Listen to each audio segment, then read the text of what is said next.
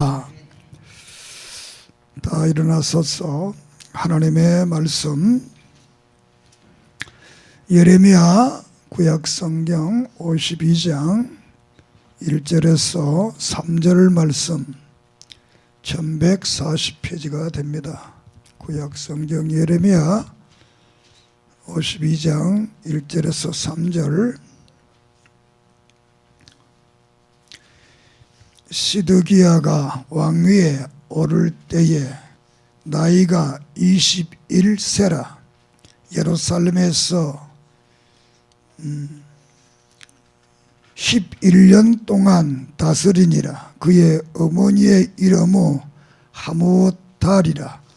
림나인 예레미야의 딸이더라.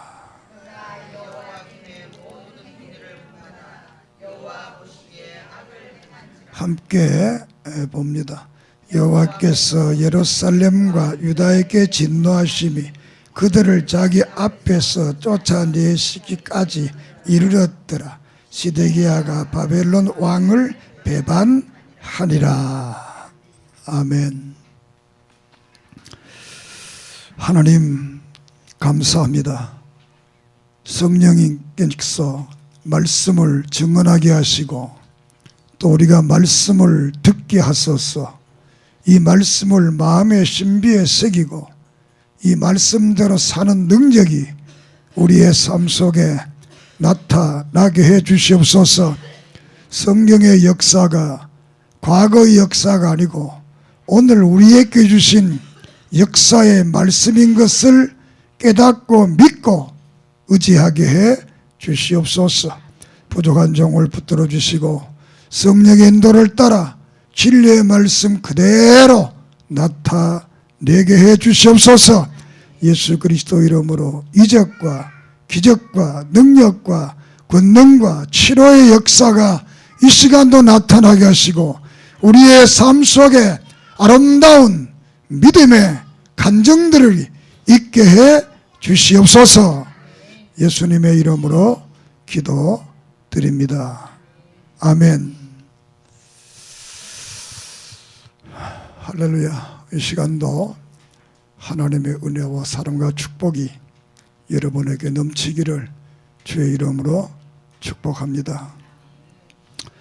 성경 말씀은 과거에 기록된 말씀이지만 이 많은 말씀 중에 오늘 이 말씀을 우리에게 주신 것은 오늘 내게 필요한 말씀이다. 믿습니까?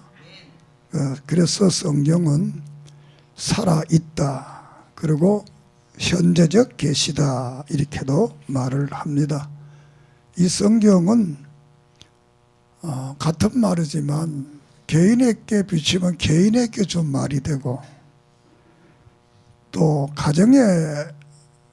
가정과 관계를 가지면 가정에 주신 말이 되고 또 회사와 관계를 가지면 우리 회사에 주신 말이 되고 국가와 관계를 가지면 이는 국가에 주는 말이 되고 또 세계의 관계를 가지면 이 세계 속에서 우리에게 주시는 그런 말씀이 되겠습니다. 믿습니까? 그래서 이것은 옛날에 있었던 일이 아니라 오늘 내게 있는 일이고 내게 앞으로 다가올 그런 일일 수도 있다. 그래서 성경은 하나의 이 거울이기 때문에 이 거울을 잘 봐서 자기 모습을 잘 고정시키고 화장을 잘 하면 바깥에 나가도 웃음거리가 안 되지만 그것을 잘못하게 되면 웃음거리가 되는 것처럼 오늘 이 말씀이 우리의 가슴에 닿아서 우리의 삶 속에 아름답게 적용되고 나타나는 그런 은혜가 있기를 바랍니다. 자, 6월달은 우리가 충혈의 달, 애국, 애족의 달이기 때문에 국가적 관계에 대한 설교를 하고 있습니다. 오늘 설계 말씀이 힘이 없다.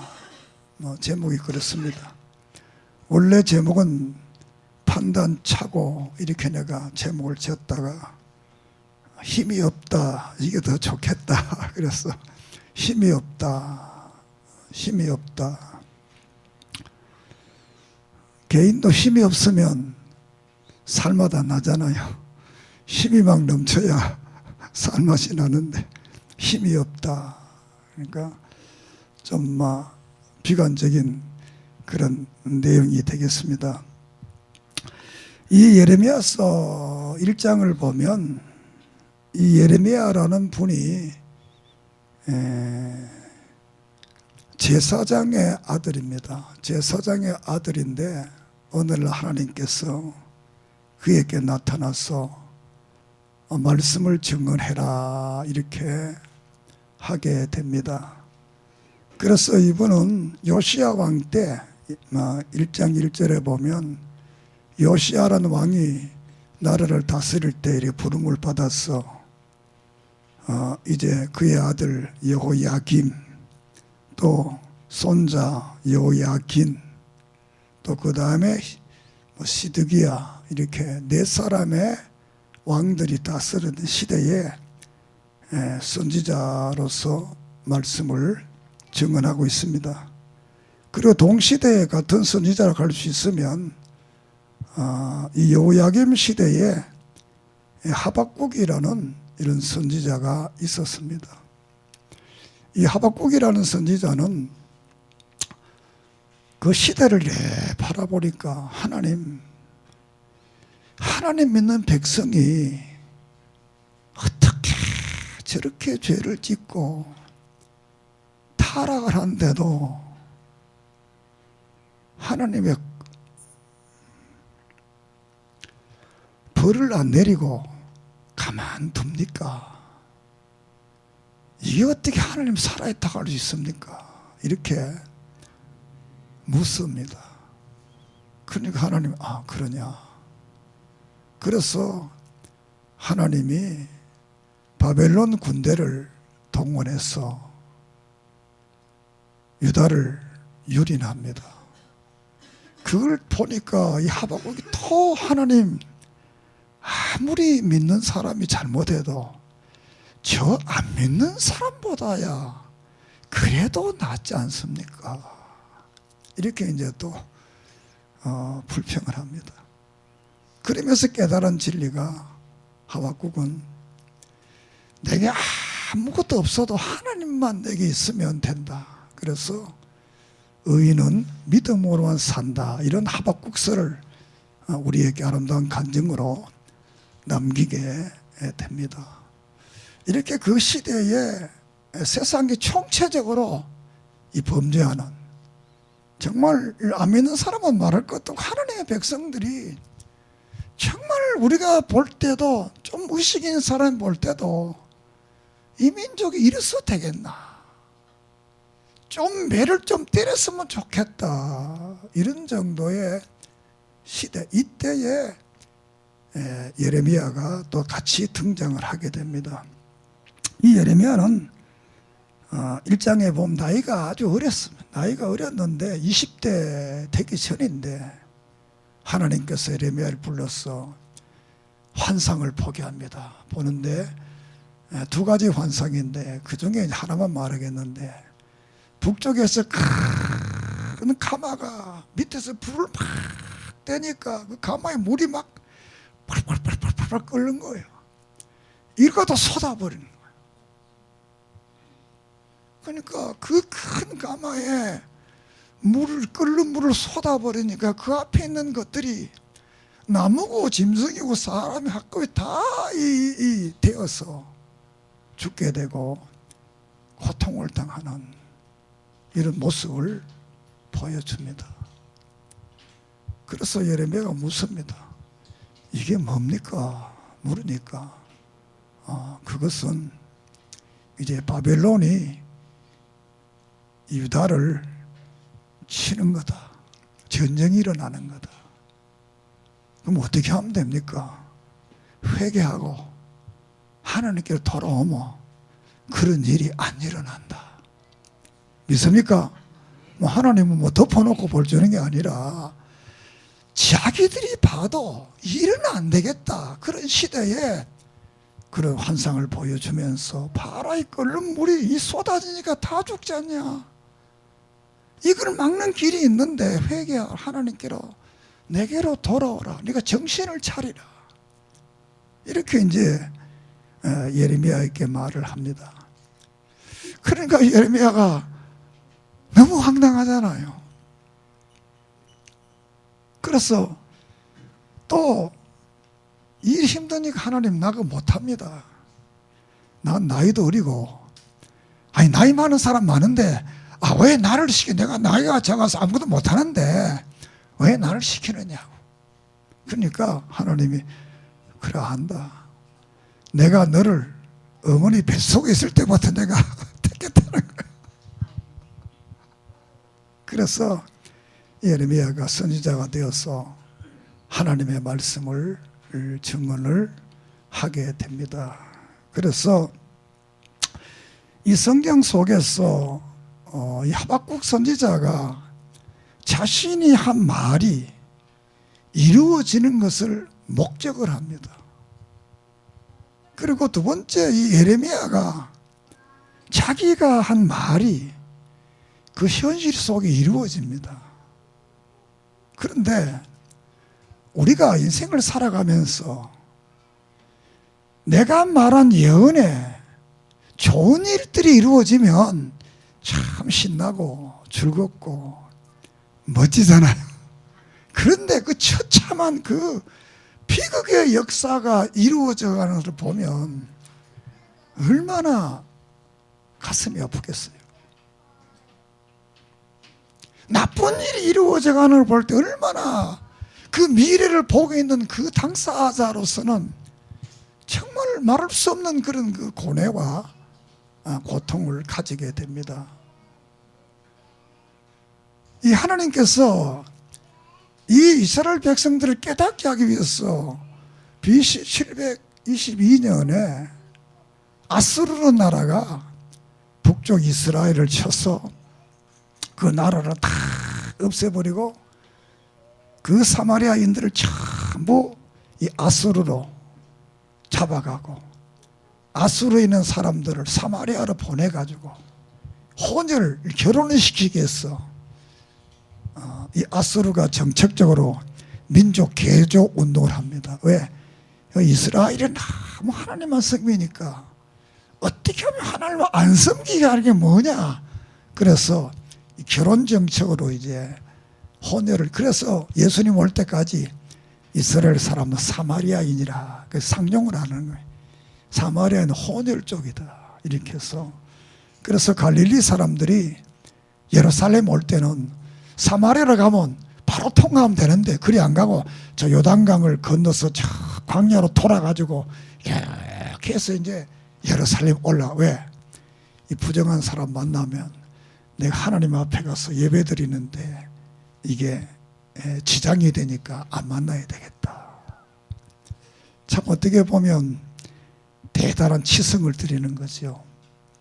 우리나라도 옛날에 하나님 안 믿는 분들은 우상 섬길 때는 대단한 치성을 드렸습니다. 정성을 정말 많이 드렸습니다. 그렇게 하면 하나님이 받는 줄 알고, 사실 우리가 뭐 정성을 많이 드려야 되겠죠. 이런 망하는 역사를 보면서도 자꾸 이 죄를 짓는 거예요. 그 신약에서는 이런 표현을 개가 토한 것을 다시 먹더라. 개는 자기가 토해내고 또 먹는다는 거예요. 이 말은 다른 말로 인간이 잘못되고 못된 짓을 해서 이거 안 하면 되는데 또 그것을 하더라 그 말이에요. 우리도 그렇다는 거예요.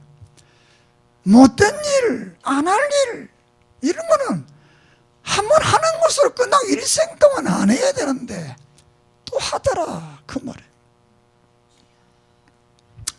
그래서 이 예레미야가 이런 뜨거운 가슴을 안고 그 시대에 하나님의 말씀을 외치면서 회개하고 하나님께로 돌아오고 바른 인생의 삶을 살 것을 촉구를 하게 됩니다.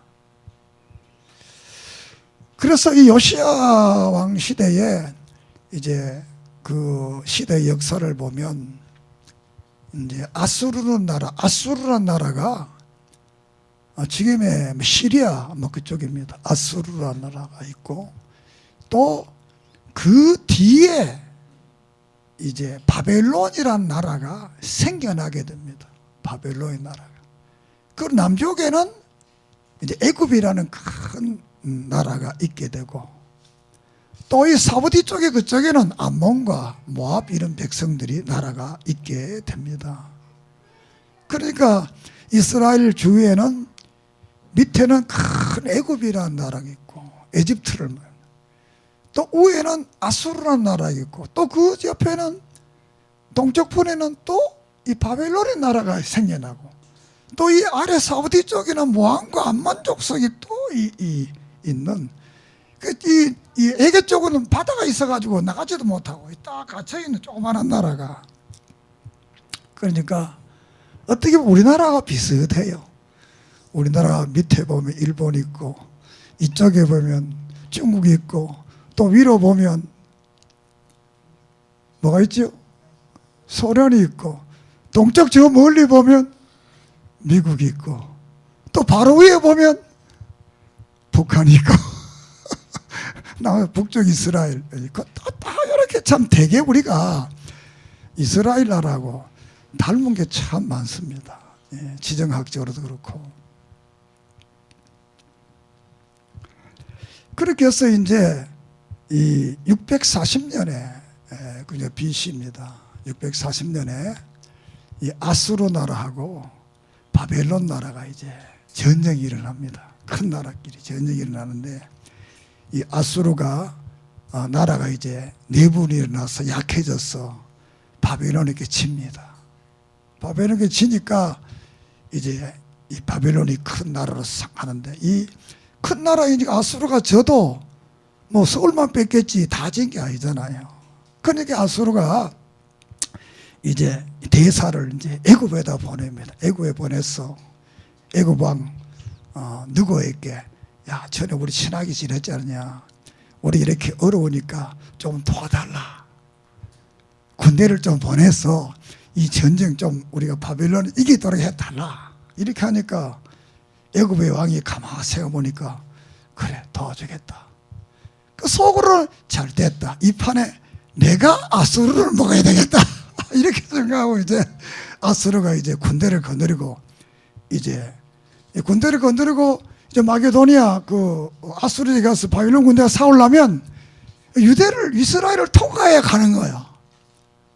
그러니까 바로가 이제 애굽 군대를 거느리고 홍해를 건너서 이제 올라오는 거예요. 올라오니까 이스라엘의 요시아가 왕이 가보니까 그 전까지는 이 이스라엘이 아수르의 지배를 받아서 조공을 바치고 있었는데 쉽게 우리가 중국에 조공받듯이 조공을 바치고 있었는데 힘이 약해지니까 독립을 한 거예요. 아수르 너희면 안 되겠다. 독립을 해가지고 이 요시아도 훌륭한 왕이기 때문에 북쪽에 있는 그 이스라엘 잊어버렸던 사마리아와 갈릴 땅을 다 차지하고 이 솔로몬 왕 시대와 같은 그런 큰 땅을 가지고 이랬는데 애굽이 올라온다 그러니까 문제가 생겼잖아. 왜? 이게 올라가면 자기 땅을 지나가야 되는데 이거 지나가면 그냥 갑니까?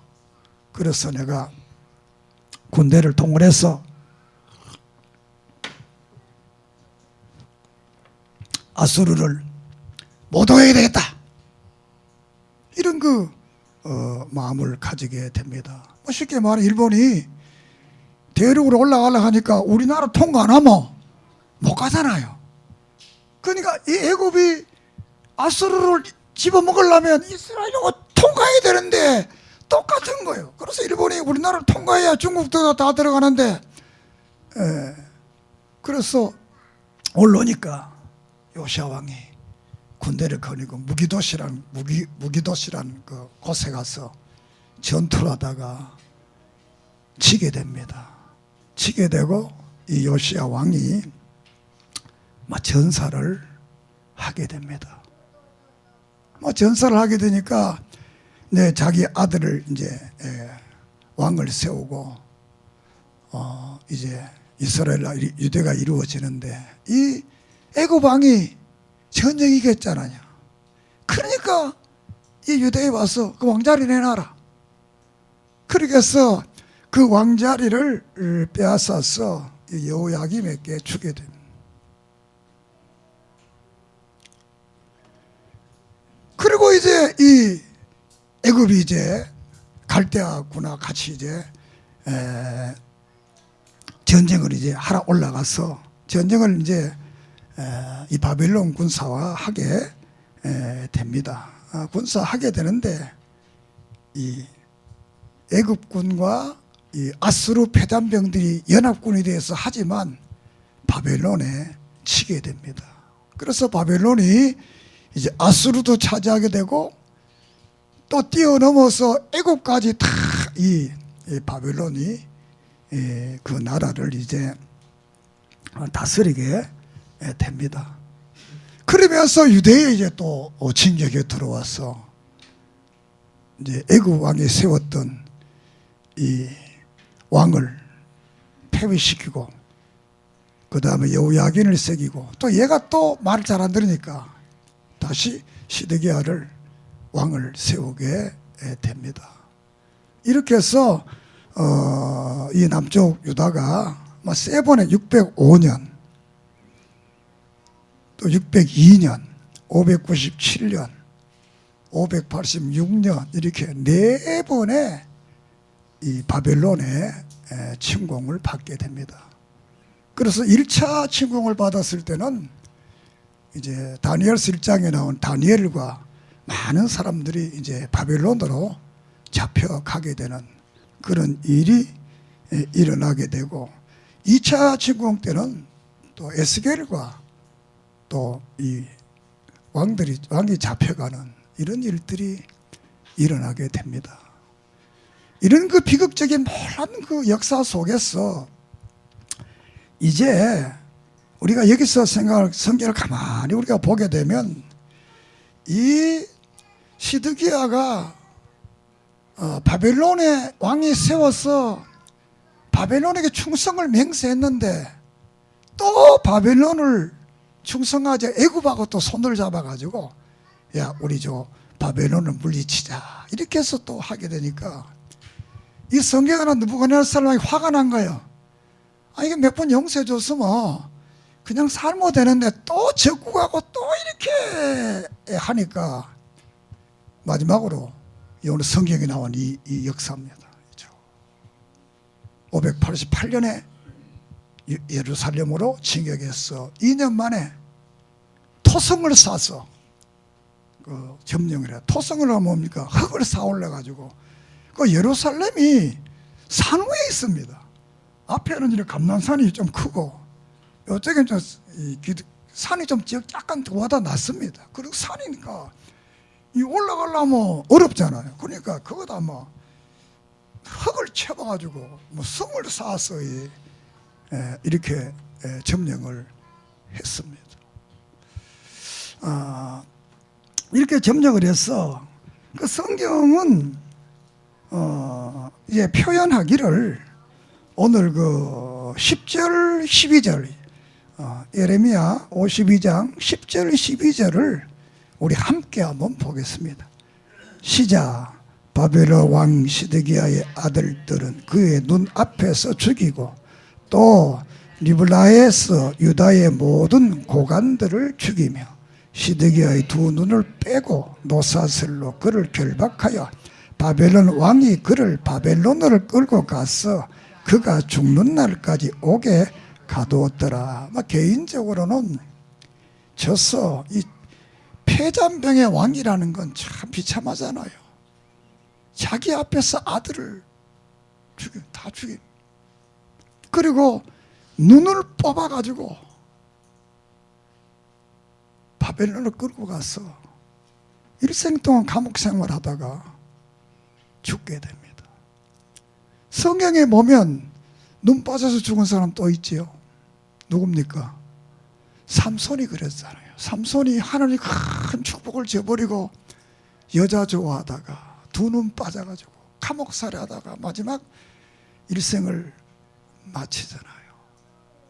이뿐만 아니라 그 뒤에 쭉 보면 이 바빌론 왕이 예루살렘에 와서 성전을 다 물어버리고 그 성전에는 모든 보화들을 전부 다 가지고 가게 되고 이제는 이 땅에 유대인이 있어서는 안 된다. 그렇게 해서 예루살렘 성도 싹 다 무너뜨려 버리고 없어지게 이렇게 만드는 것을 성경은 그 다음에 쭉 이렇게 기록을 하고 있습니다.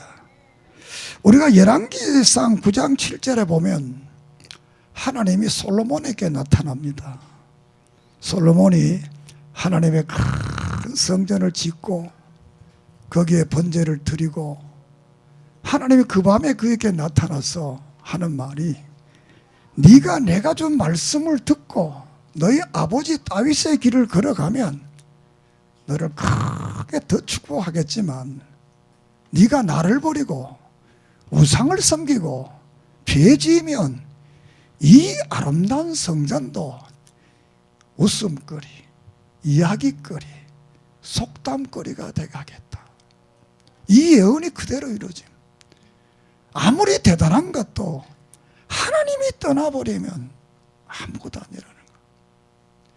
그러면서 우리가 성경은 또 이렇게 표현합니다.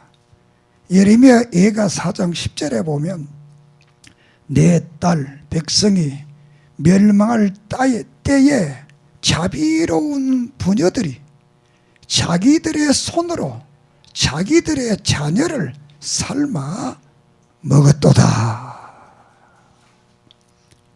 참 그냥 뭐 악한 여자가 아니고 자비로운 부모가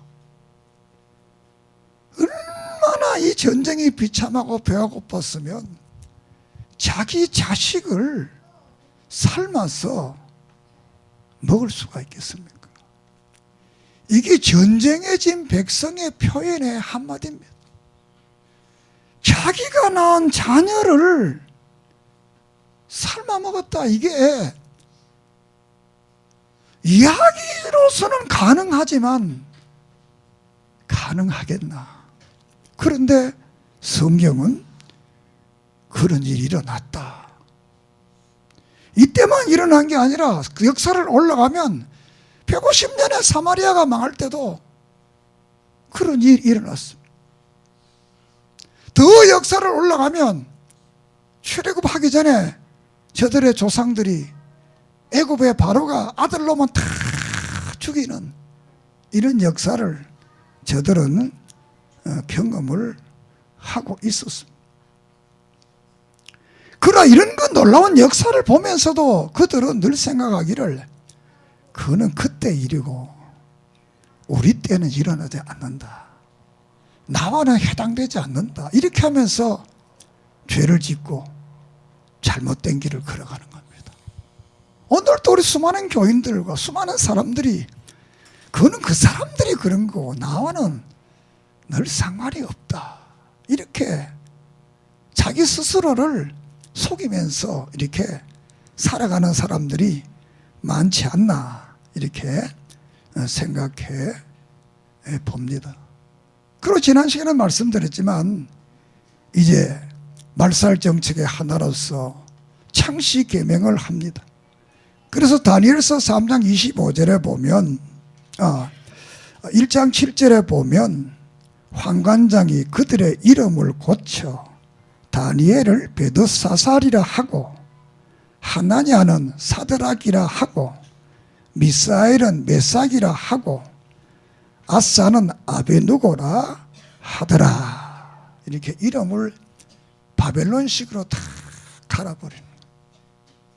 사실 오늘 우리들도 이 이름 중에 다니엘이라는 말만 유대식으로 부르고 그 다음에는 사드락, 메삭, 아베누고 이거는 바벨론식입니다. 사실 우리는 바벨론식으로 부르는 것보다는 유대식으로 부르는 게 더 성형적이다. 왜? 이거는 너무 말살 정책으로 이름을 우리 일본 사람들이 우리 말살하기 위해서 창씨개명을 했잖아요. 지난 시간에 말씀 들은 우리 아버님도 살다가 너무 이 일본 애들이 괴롭히니까 중국 만주 가서 사시다 해방돼서 고향에 오신 분인데, 왜? 만주 가면 우리가 2등 국민이니까 일본 사람은 1등 국민이고 우리는 2등 국민이고 중국은 3등 국민이고 그 만주 같은 말씀 들으면 참 눈물이 나요. 우리 어머님도 해방돼서 내려오면서 고생을 참 많이 했는가 봐요. 그렇지만 하나님이 지켜서 이런 아들도 놓고 이런 아들이 또 목사도 되고 또 여러분을 만나게 되고 우리 어머니 예수 믿게 된 거는 너무 아팠어. 그래 예수님 병 난다고 그랬어. 그 병 나서 아파가지고 나 고침받고 너무 좋았어. 우리 아들 하나 바치겠다. 제일 잘난 아들 바치겠다. 날 바친 거야. 내가 제일 잘났어요. 우리 오남매 중에 아들 셋인데 제일 잘나요. 우리 형님은 나보다 적고 내 동생은 나보다 크니까 별 볼품 없잖아요. 생긴 잘. 나는 크지도 않고 적지도 않고 딱 스탠다드.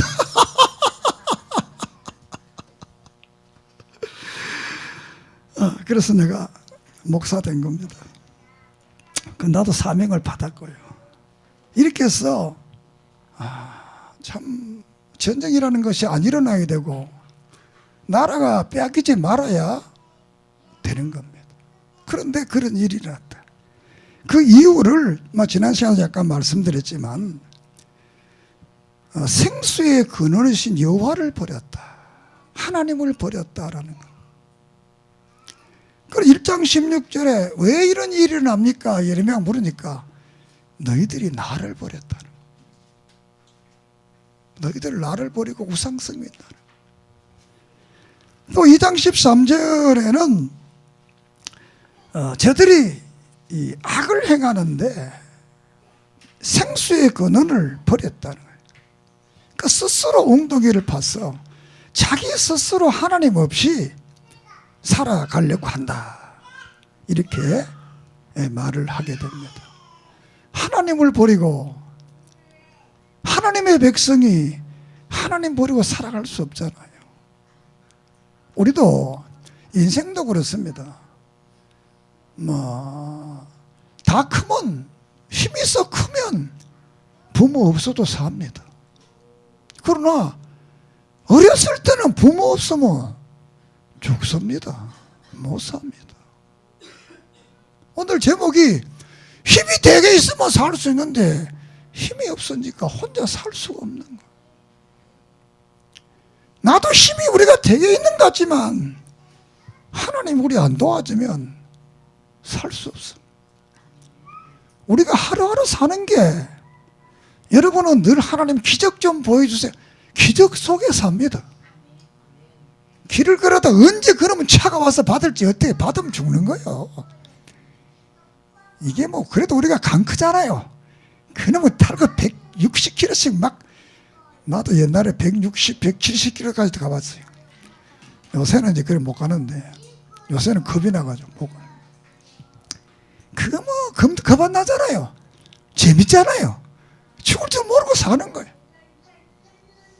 이렇게 우리가 이 세상이 참 어려운 세상이 하나님이 안 지켜주고 하는데 하나님을 버려. 이스라엘 백성은 하나님만 살아야 되는데 버렸다. 두 번째로는 종교 지도자들이 타락했다는, 지도자들이 타락했다는, 지도자들이, 종교 지도자뿐만 아니고 지도자들이, 왕도, 신하들도, 종교 지도자들도 다.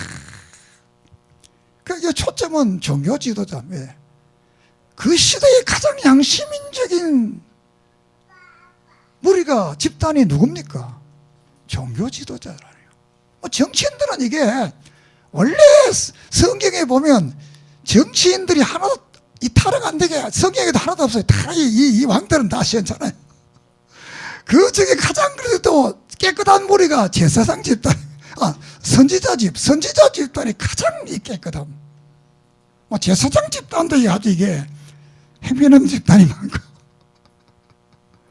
근데 가장 이 종교적 집단 속에 이 종교 지도자가 가장 깨끗한데 이 종교 지도자들이 이제 타락을 하게 돼요.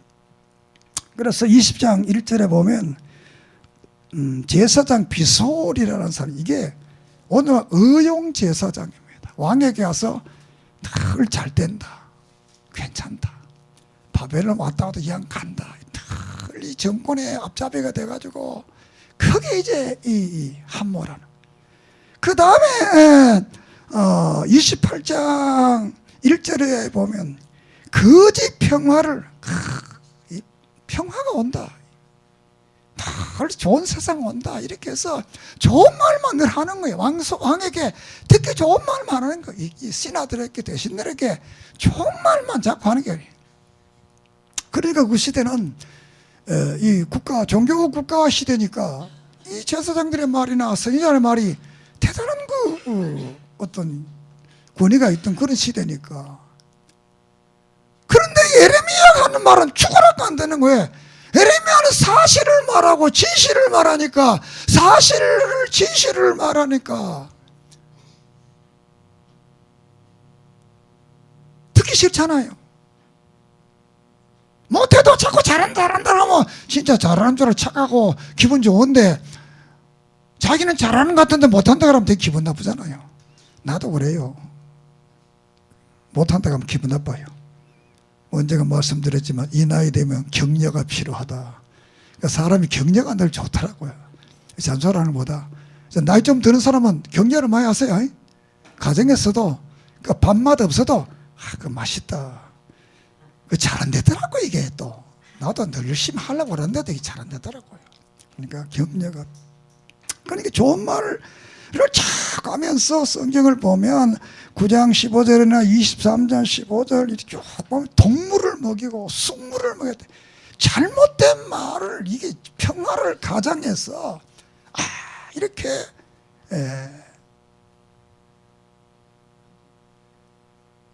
왕들과 신하들을 정신을 못 차도록 이렇게 만드는 이런 일들이 있어요. 세 번째로는 저들이 이제 하나님 의지하지 않고 이 외교적으로 외교를 잘해서 이제 이 어려움을 극복하고 나라를 세워보려는. 그러니까 아까도 말했지만 이 유대인은 친애굽파가 있습니다. 친애굽파. 두 번째는 친아수르파가 있습니다. 세 번째는 친바벨론파가 있고, 네 번째는 이 쉽게 말하면 뭐라 그럴까, 자주파가 있습니다. 자주파는 뭡니까? 우리 스스로 똘똘 뭉쳐가 이럴 수 있다.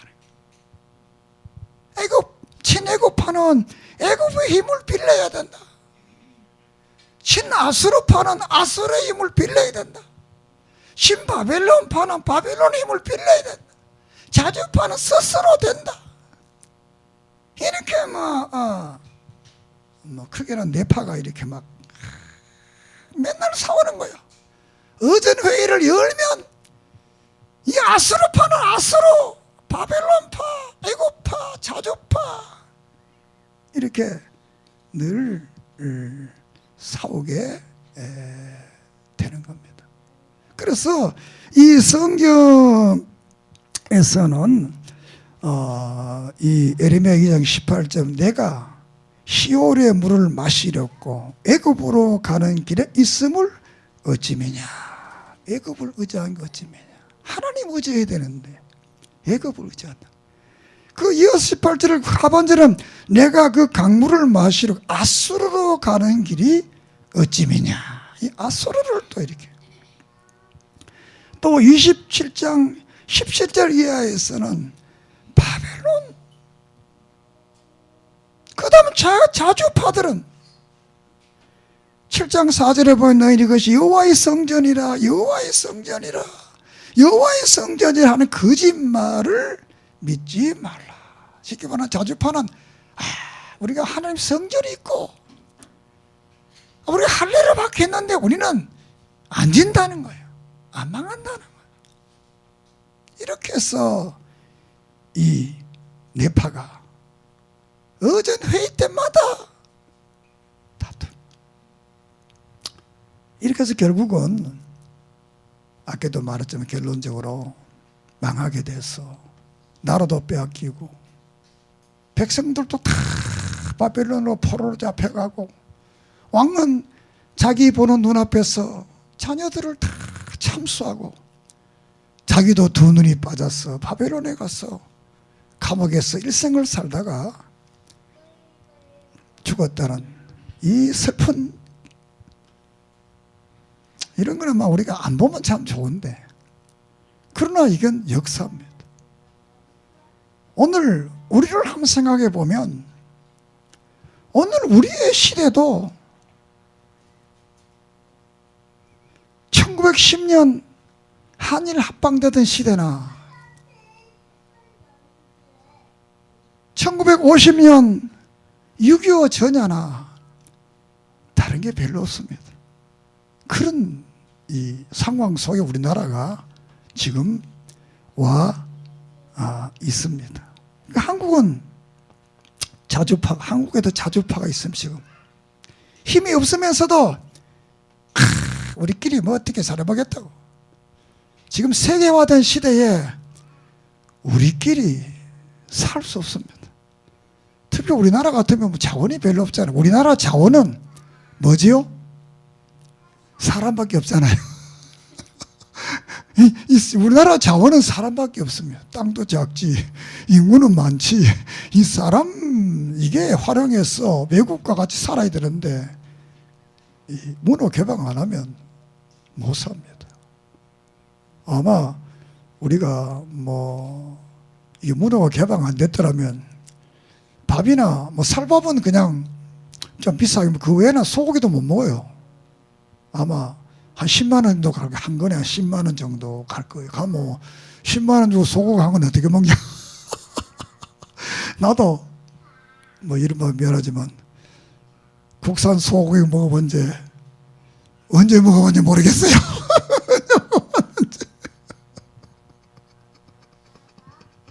왜? 내 수준은 비싸서 못 먹으니까. 그 우리나라 친일파 있잖아요. 일본전 친일파. 36년 동안 지배를 받았으면서도 이 친일파들이 있고, 또 그다음에 친중파, 중국 좋아하는 사람들 있잖아요. 6.25 사변 때 우리의 수많은 군인들과 수많은 사람들을 죽였던 그 친중파. 또 그 전에도 우리가 중국을 상황으로 많이 섬겼잖아요. 그리고 친소파, 소련을 좋아하는 사람. 소련은 6.25 배후에서 6.25를 일으키게 했잖아요. 그리고 친북파, 북쪽을 좋아하잖아요. 북쪽을 좋아하지만 카락하면 안 갑니다. 왜? 나쁜 줄 아니까. 그건 먹고 살라고 이제 북쪽 좋아하는 거지. 야, 보따리 사고 우리가 돈 주거나 카락하면 안 갑니다. 왜? 저들도 다 압니다. 그럼 여러분, 우리나라 뭐 공산주의는 안 됩니다. 그건 너무 의심하지 마세요. 너무 의심하지 마세요. 그 세 번째는 또 그 다음에 친미파, 미국. 이렇게 우리나라도 지금 뭐 문 대통령님이 이 줄타기를 지금 하고 있는 겁니다. 어떤 줄을 타야 되느냐. 이게 이제 작은 나라의 슬픔입니다. 두 번째로는 줏대가 없는 나라의 슬픔입니다. 그러니까 우리가 역사적 이스라엘 같은 나라는 딱 인편단심 한마음이잖아요. 그 애들은 미국,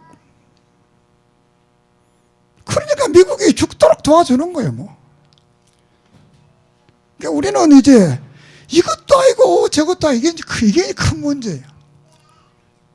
어디 하나 딱 붙으면 막 같이 협력이 되면 되는데 이것도 아니고 저것도 아니고 줄타리 하다 보면 어느 날 그 줄에서 떨어지면 참 문제가 많은 거예요. 그러니까 여러분, 이걸 위해서는 우리가 기도를 많이 해야 되는 겁니다. 역사를 볼 때, 성경의 역사를 볼 때 늘 사람들이 자기들이 구속받았던 그들을 좋아했습니다. 이스라엘은 바벨론을 좋아하고 애굽을 좋아하고 이상하게 그렇게 좋아했습니다. 오늘의 우리 역사 속에 그렇습니다. 우리가 일본에 그렇게 했지만 일본 좋아하는 사람 많습니다. 소련 되게, 중국 되게, 우리 죽었는 거는 아무 생각 안 하고 좋아합니다. 이북 좋아합니다. 우리말로 사람이 버릇이 잘 안 고쳐집니다. 이렇게 말하면 어떻게 들릴지 모르겠지만 이 충신이 변질자는 충신이 될 수 없어. 똑같은 권리.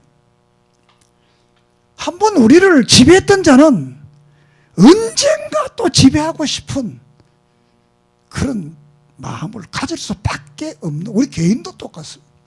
언젠간 이게 뒀더니 컸다고 막 먹으려는데 언젠간 요거 한번, 이 마음은 보편적인 사람들은 뭐 특별한 사람은 안 가지지만 국가관도 똑같습니다. 한번 우리를 지배했던 사람들은 늘 그 마음 속에 늘 깔봅니다. 저거 옛날에 이랬던 게 이게 커가지고 속으로는 이게 없으면 안 됩니다. 이거 우리 정신 차려야 됩니다. 여러분도 같습니다. 한번 지배했던 자가 커가지고 막 이러면 속에 이게 열불이 나가지고 다시 보자. 그때는 더 악해지는 거예요. 우리는 이런 역사의 순환 속에서 우리는 이 역사관을 바라가지고 이 시대를 바라보고 우리가 인생을 또 국가를 바른 길로 가도록 우리 국민들이 정신을 차려야 됩니다. 우리가 한국의 역사를 보면 군사정권은 늘 요새 나온 말이지만 이순신 장군을 마케팅을 합니다. 이순신 장군. 그래서 군사혁명을 정당화하는 겁니다. 이순신 장군. 또 보수주의자들은 안보를 이 빙자대에서 사람들을 또 자기 입맛에 맞는 국가를 이끌어 가려고. 이번에는 보니까 순국 선열을 또 마케팅하는 것 같아요. 뭐 순국 선열은 자유지형도 없고 뭐 좌파도 없고 다 순국 선열이다. 문 대통령 좋은 말 했지만 또 다시 이걸 가만히 생각해. 이것도 문제가 있는 거예요. 우리는 이순신 마케팅해도 안 되고 안보를 마케팅해도 안 되고 순국 선열을 마케팅해도 안 됩니다. 어떻게 되느냐? 정말 정파를 따라서 국민을 사랑하고 나라를 사랑하고 정말 내가 하나님께 이 민족이 준 이 지도자로서 내가 깨끗하게 5년 동안 사명을 다해야 되겠다. 이런 정신을 가지고 나라를 다스려 가야지. 자기들이 어떤 정파의 이념을 위해서 어떤 이념을 도입해서 그것을 마케팅해서 나간다면 결국은 우리 민족은, 우리 국민들은 피해자가 되는 거예요. 그러므로 우리는 이 땅에 다음 시간에 6.25에 대해 한 시간 들어가겠습니다만 일제 30년이란 치욕의 역사가 다시는 와서 안 됩니다. 6.25 같던 이 전쟁이 다시 와서 안 됩니다. 사랑하는 여러분, 우리가 지금 외국에 나가면 세계 사람들이 옛날에는 전부 일본이라 불렀습니다. 자펜? 한국, 코리아 이런 사람은 없어요. 자펜? 요새는 가면 코리아. 왜? 우리나라가 88 올메기 왜? 아주 부강한 나라 세계가 코리아, 삼성 이러면 대단합니다.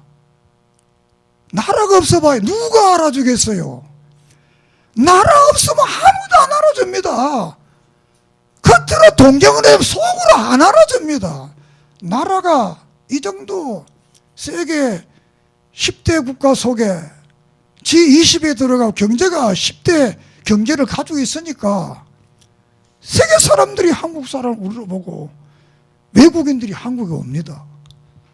우리가 나라가 없던 걔들이 말 여기 와서 노동하겠어요. 우리는 하나님이 이렇게 해방 후에 60년 좀 넘었는데 이렇게 축복해서 좋은 나라 만들었으면 앞으로도 이 좋은 나라가 되도록 정신을 차리고 학생들은 열심히 공부해야 돼요. 이만하면 대한민국은 어떤 정권이 들어와도 이 독재 못합니다. 어떤 정권이 들어와도 군인들 혁명 못 일으킵니다. 믿습니까? 이미 우리는 이런 나라가 되었어요. 그럼 우리가 뭐하냐? 열심히 공부했어. 자원 없는 우리나라가 이 자원 있는 나라를 이기려면 이 머리밖에 없는 이 머리 하나를 개발하고 그리고 아주 성실한 진실한 국민이 되어야 돼. 진실한 국민.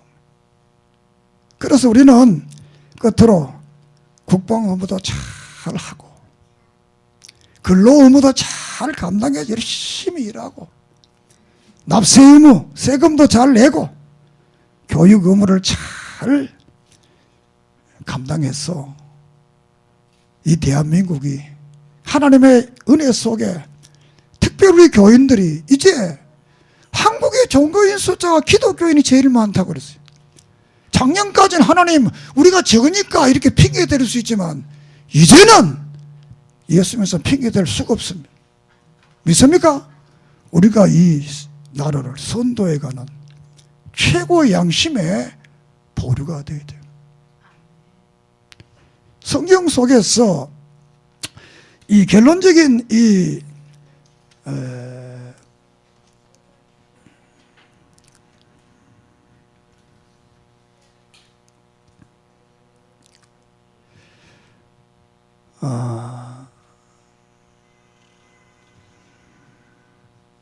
예레미야 5장 1절 한번 봅시다. 찾아봅시다. 예레미야 5장 1절을 한번 찾아보고 말씀 마칩니다.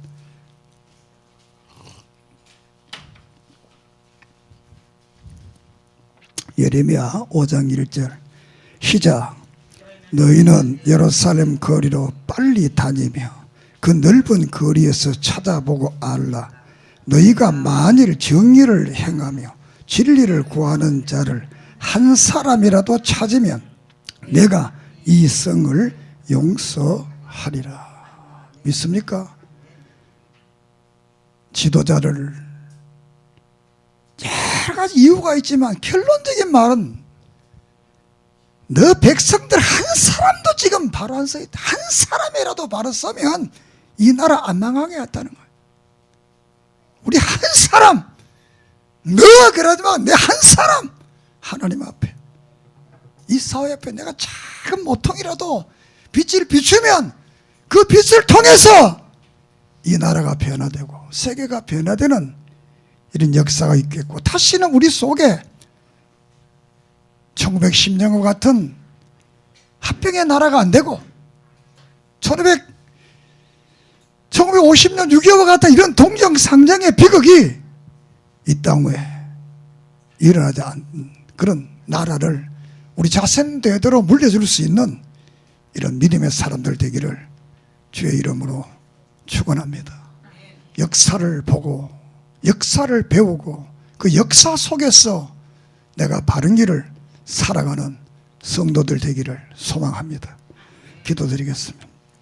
그러고 하신 하나님, 오늘 이 말씀을 통하여 깨닫게 하시고 믿게 하시고 내 한 사람의 소중성을 깨닫게 해 주시옵소서.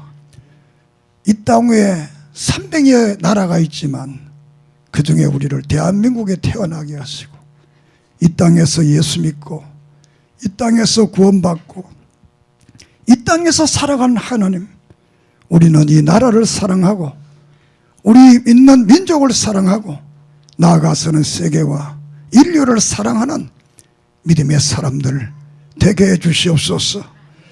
이 대한민국을 유교에서 유행군들 믿음의 사람들 이곳에 보내 이 나라를 세우게 하셨던 하나님, 앞으로도 이 나라가 믿음 안에 세워진 나라가 되게 하시고, 이제 기독교인이 제일 많은 나라가 되었는데 우리는 기독교인의 책임을 다하고 하나님 앞에, 사람 앞에 빛과 소금이 되게 하소서. 이 땅에는 다시 유교와 같은 동족상정의 비극이 일어나지 않은 나라가 되도록 자손 만대에 복된 나라를 물려줄 수 있는 우리 믿음의 사람들 되게 해 주시옵소서. 그래서 나라를 위해서는 국방 의무를 다하고, 근로 의무를 다하고, 납세 의무를 다하고, 교육 의무를 다할 수 있도록 축복해 주시옵소서. 예수님의 이름으로 기도드립니다. 아멘.